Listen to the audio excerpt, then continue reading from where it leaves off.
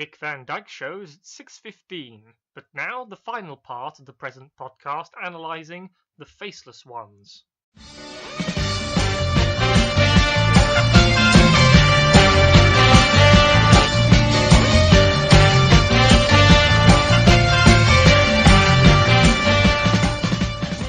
Hello, and welcome to Doctor Who 50 years ago, the show that looks back to the episode that aired in 1967 and looks at the differences between then and now.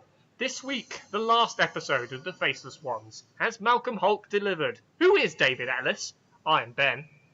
I am Luke. And I'm Nick. And here we are, and here we go into the news from 1967. It's definitely not my ringtone. On Sunday the 7th of May, CIA-sponsored U-2 spy planes, flown from Taiwan, went over the People's Republic of China, dropping a package of instruments designed to monitor nuclear testing by the communist nation. It failed, and the nationalist Chinese overflights of the People's Republic, so Taiwanese people, halted in 1968. We've talked about spying and how there's a spy drama in the Faceless Ones. Here's an instance of spying. It says something that people from Taiwan are that scared of nuclear weapons, even though around this time it would only have been a very, very select few countries who would have had nuclear weapons. Oh, that China had nuclear weapons at this point. I believe. No, they developed them by now. By the late 60s, they were in the middle of developing them. So, Okay. Republic of China being Taiwan, still, America still basically didn't recognize the People's Republic of China until the 70s. So, and at this moment in time in history, Israel is probably better, definitely building one, maybe. Probably. Yeah. Covered all the bases there. Speaking of nuclear and death, on Friday the 12th of May, the United States enhanced its ability to measure nuclear explosions from outer space. Had instruments that could not only detect the X-rays and gamma rays from the flash of a nuclear explosion, but could also measure the yield of radiation. So, after all these positive ideas of venturing into space, let's put something up there that can measure our destruction down below. Lovely. It also shows that America does not necessarily believe other countries when they say, because it's around this time when all the countries of the world start signing up to the nuclear, the anti-proliferation treaty. Yeah. And so, yeah, that shows that they don't obviously believe that probably like the Soviets or the Chinese would keep to their end of the bargain in it. They believe that the exception proves the rule. You know in Star Trek, the motion picture, when Voyager ends up drifting through space, can you imagine if we'd all blown ourselves up? Yeah, I think that's a terrible film in the end of the 60s or the early 70s called The Doomsday Machine. Huh. It's not good. It's not good. Don't watch it. Anyway, back to actually interesting and good sci-fi. On Saturday the 13th of May, in what was described as a rebuttal to anti-war demonstrations, a crowd of at least 70,000 demonstrators marched down New York City's Fifth Avenue in support of American troops in fighting the Vietnam War. Here's an interesting reversal. Pro-war patriotic protesters. Well, what that just displays is how polarized American society become about the war in Vietnam. Some people viewed it as utterly necessary for American security, and obviously other people just didn't. And it wasn't necessarily age. I would say it was more to do with your education. If you went to university, you were going to be against the war. But if you were more working class, you would probably be more inclined to support it. We could also bring up that old staple of ours, generational conflict, as well. Oh yeah, younger people were generally against the war, but because generally, especially when they were young people who were better educated, you could see it from the fact that if you feel like you've got something to do with, you want to do something with your life other than you don't want to be a soldier, you do not want to get called up to go fight. Yeah, what else can we say? But New York City has a lot of protesters in this year. Yeah. It's almost happening every weekend. We shall leave them to their protesting 50 years ago we've got other things to protest about. That was the news, and now we shall get into episode 6 of the Faceless Ones. Yeah, it's a good ending. It has a message of inspiration and hope about the chameleons. It's a almost bloodless revolution, except for the fact that people died. Yeah, I like it. This episode feels like the second half of an episode, in the sense that not much happened and all the actual action is wrapped up by minute 15. The fact that he just lets them off with a slap on the wrist. He doesn't even really slap their wrist. He says, "Oh, that was a bad idea. You do not want to take over the world. We do not want to take over the world. You're going to go elsewhere now. Carry on." I mean, I know that's what this episode is famous for, but he really should have at least given them a slap on the wrist. Also, it has only the mildest of surface conflict in it. I didn't feel there was all that much drama going on. Yeah, I'd agree. Sadly, after being quite good for 5 episodes, I find this to be a bit of an anticlimax. It was not the most satisfying ending to something. It's almost as if he needed another episode or something, so that there was time to stretch out the fight or make a fight. Yeah, it peters out somewhat. However, I think that this episode is great in perhaps its ignorance, because it is so unlike Doctor Who. The aliens have about 2 minutes of explanation in episode 5 about where they came from, rather than many moons ago, our scientists developed nuclear. Within only 5 years, we had been totally destroyed. And then it ends in a big fight and everyone blows up. It would have been very, very standard. However, by setting it on not in a space colony, by having the villains be mysterious, and by having it end very pacifistically, interestingly subverting everything about Doctor Who. And it might be because of ignorance, because Malcolm Holt was basically by ending pacifistically and not in a massive space battle, it's doing something very interesting. It's using all of those bits of 60s TV to its advantage that Holt and Ellis were very much involved in. And unlike the War Machines, which feels like, well, let's do one on Earth for a novelty, this feels like it's using it as a product of its time to its advantage.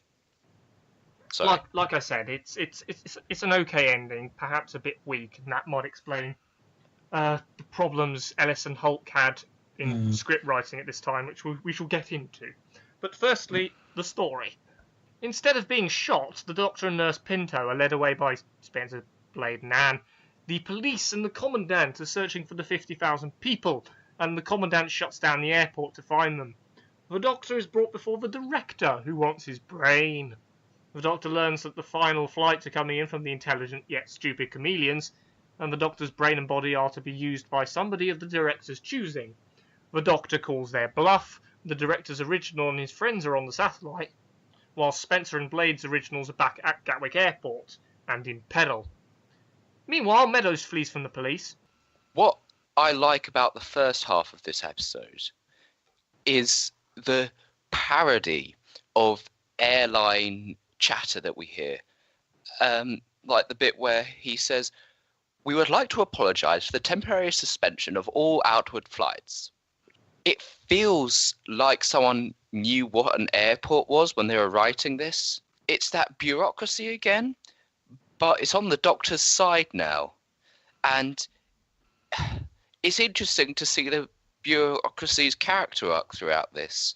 Yes, because they're working for the heroes in order to defeat the villains. Yeah. Yeah. Yeah, it does show that bureaucracy can be good if you're on the right side of it. This feels very much like a thing that Hulk would kind of imply, is that bureaucracy and, like, basically like a government, I suppose, isn't necessarily bad. It depends what it's trying to do. So it can be a force for good or evil. That feels very Hulkian to me. But speaking of a little Marxism, the Doctor starts to bring their society down by pointing out how there were two types of people here. It's the fact that the director puts himself as that sort of champagne socialist who's trying to save his people, but in fact makes sure that he's above everyone by keeping the director's original and his friends on the satellite. That shows the corruption in their society, and it's good to see Captain Blade revolt against that. The Doctor does his talking to Spencer and Blade and all the Gatwick personnel. He bluffs that he's found all the originals and creates a hostage situation, forcing the Gatwick personnel to call Gatwick and confirm this. The Commandant and the police, privy to the Doctor's plan, helps him out and confirms this ruse whilst desperately searching for the actual originals.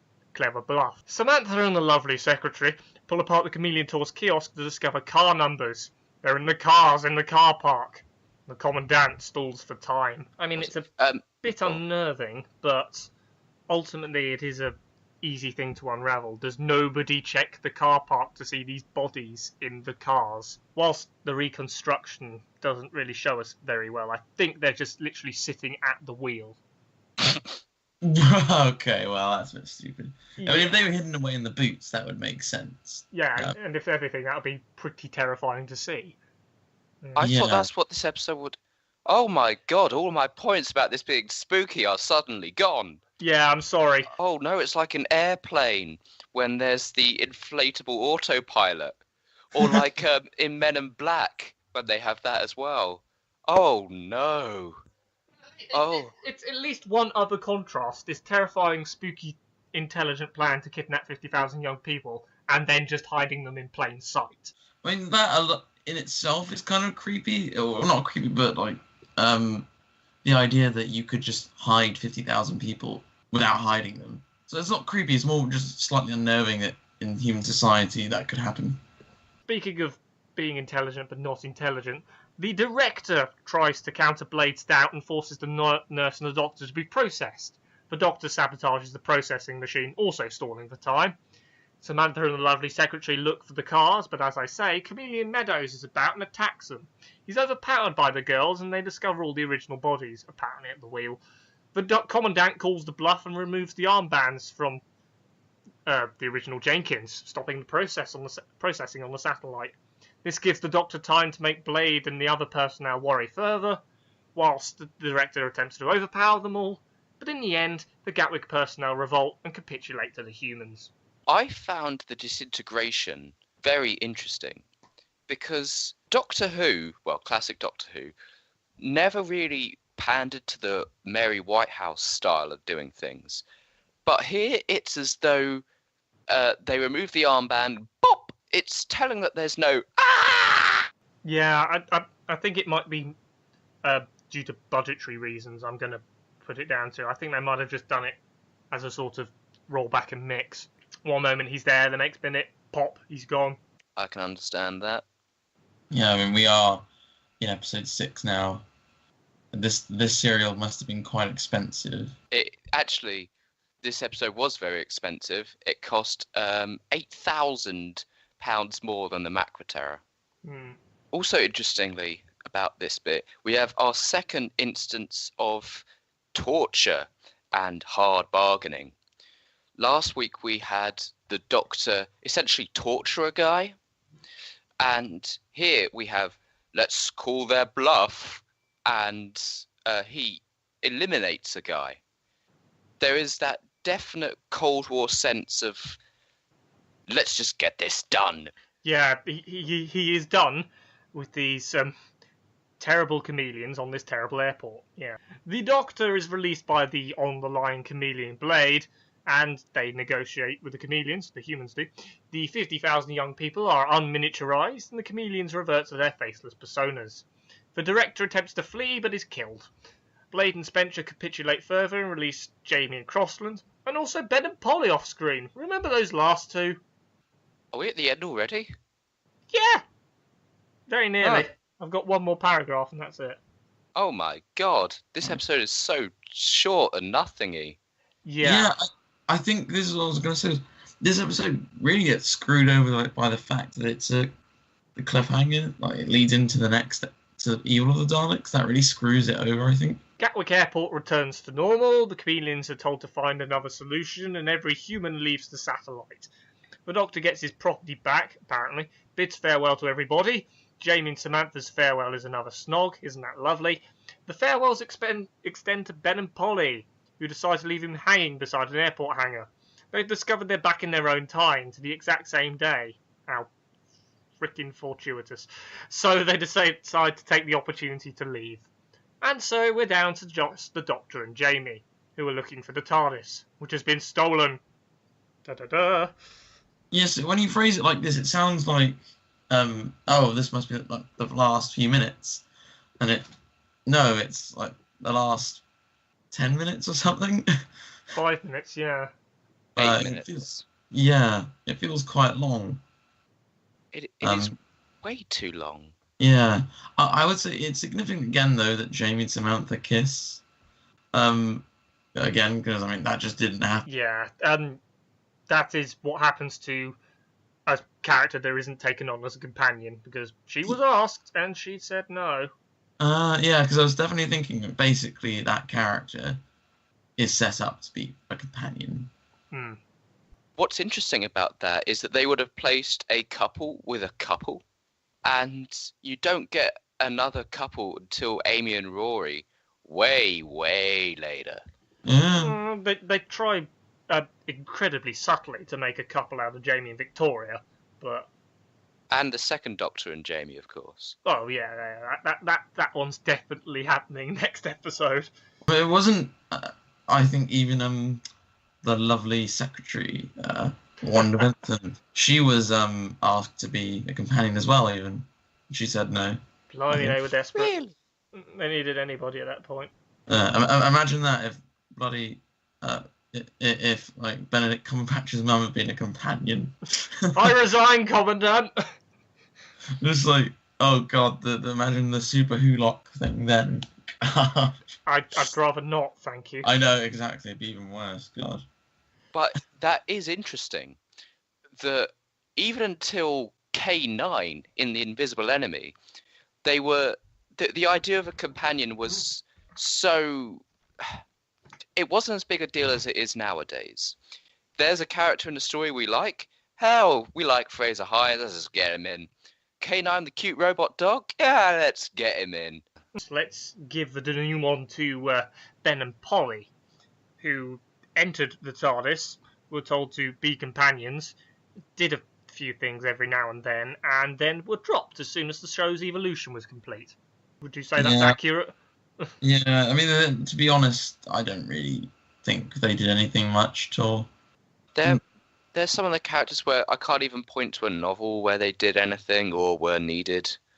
There is no story that revolves around having Ben or Polly in it the same way that Jamie or Victoria are necessary. Until Big Finish come along. I wouldn't even say in Big Finish. Oh, harsh. I will say the standout moment for Ben for me is in the Macrotera when he's possessed, or he's brainwashed, I should say. That's the only moment I can think of his character doing something that I thought was really good. The only standout moment, and that's by an extremely tenuous link, is Polly in the Highlanders. Or the Moon Base. Or that too, perhaps. Yeah, tiny sparks of feminism, but instantly blotted out by everything else. I would say Polly's strongest in the Moon Base. And now to this serial in total. That was the Faceless Ones. I like it for it being both original and new modern day Earth story, sort of, with aliens, and also being slightly traditional with stupid aliens, random cliffhangers and all that jazz. Seeing it again, its originality and my fan lust over it has sort of worn off. I'll give it a 8, perhaps. What about people at the time? Oh god, then. Yeah, I don't think this is anything. I think they eventually settle down to it. Perhaps a 7. I want to like this serial more than I do. And I really, really like the first 3 episodes. But it wanes, and I definitely admire the serial more than I like it. And I like how it fills the episodes with interesting stuff in a way that it doesn't feel padded for padding's sake. I'm going to give it a high 7. But I think people at the time, because it was a bit more relatable and a bit more entrenched in some of those 60s crime drama stuff, I'm reckoning probably an 8. Okay. Yeah, I'm with you, Luke. I gotta say probably 7 for me. Again, you summed it up perfectly with you admire it more than you like it. I think it's got a very good message to it, but it just falls apart. Yeah. Well, it doesn't fall apart. It just stops. It stops being so focused, and it's just sort of, it doesn't deliver quite on the setup, sadly. Yeah, I'd say I agree with you as well. 8 out of 10 for at the time, because this would have been quite cool. Doctor Who's in Gatwick Airport. Oh wow! And the monsters look good. They actually shoot people and stuff. So there's stuff for the kids. Jamie's awesome as always in it. So that's for the girls to swoon over him. So in the end, Malcolm Hulke and David Ellis did an okay job, which is not bad for their first outing. It's not the croutons. But never mind our godlike obsession over Malcolm Hulke. Who is David Ellis? As far as we can tell, he's a scriptwriter for 1950s and 1960s serials and some plays, and tried several times for Doctor Who and failed, as did Malcolm Hulke at the time. So the duo teamed up for this grand total of one time to get an episode into production, so they could have the screen credit. This wasn't just Malcolm Hulke and then David Ellis did some things, as much as we have referred to this as a Hulkian story. Okay. This was a proper collaboration. In fact, it mostly stemmed from an idea by David Ellis that was eventually going to be called The Big Store, and looks like Spearhead from Space mixed with the Faceless Ones. It would have had shop window dummies as the Faceless Ones, and then the ones on top who were it would have been that same strata of the faceless shop window dummies and then the intelligent people, and their plan was to release bubonic plague, but if this plan failed they would just leave, which sounds as consequence free as the ending to this story. But I do quite like the fact that this idea existed, because it means that Hulk writes the war games with Terrence Dicks, he writes the Silurians, he heavily rewrites the Ambassadors of Death, and this means that he also had to give the idea for Spearhead from Space. Yeah, it is quite a thing. He would have also been able to extend his bureaucracy ideal only in the form of a department store. The procedure says this, the procedure says that. Damn this, there are shop window dummies coming alive, man. That sort of thing. They actually had to rewrite it twice due to the Gatwick filming and for Ben and Polly leaving. So they were paid 2 extra times for this story, which I find funny. That's where the money went. Oh, well, there we are. We've solved that little mystery. Speaking of the money, this story had a budget of £16,165. Total expenditure, £18,716, which is a bit more over budget than Doctor Who typically was, but not massively. Oh, look, you've survived the evolution and you're getting good ratings. Here, we're going to give you some money. It happens again with season 7. And on and on and on. The relationship between Doctor Who and money extends from 50 years ago up until the present day. Happy days. That was the slightly expensive Faceless Ones. Thank you very much for watching. You can find us on Blogspot, which redirects to iTunes. Leave positive comments there, it helps. You can also find us on Facebook, YouTube, and where you can like, comment and subscribe. And also Google Plus if you dare. We shall be back next week to grapple with the evil of the Daleks. Our last story of this season. I have been Ben. 6 has been Luke. 6 has been Nick. And 6 has been Ben. Thank you. Goodbye. We win.